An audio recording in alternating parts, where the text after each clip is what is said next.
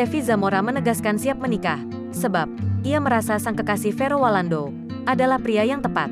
Kalau ditanya siap menikah, siap aja karena memang sudah menemukan yang tepat, kata Steffi Zamora ketika ditemui di kawasan Tamrin, Jakarta Pusat, Rabu, tanggal 2 Maret tahun 2022. Wanita berusia 21 tahun itu merasa tak mau menunda-nunda lagi untuk menikah, jika sudah menemui pasangan yang tepat meski usianya masih muda.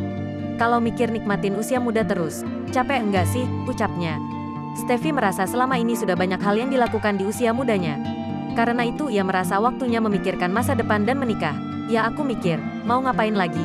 Mau bandel atau ngapain lagi? Udah semuanya, ungkapnya. Jika memang keinginannya menikah muda terwujud, Steffi Zamora ingin konsep pernikahan yang simpel namun bisa digelar dengan sangat hikmat.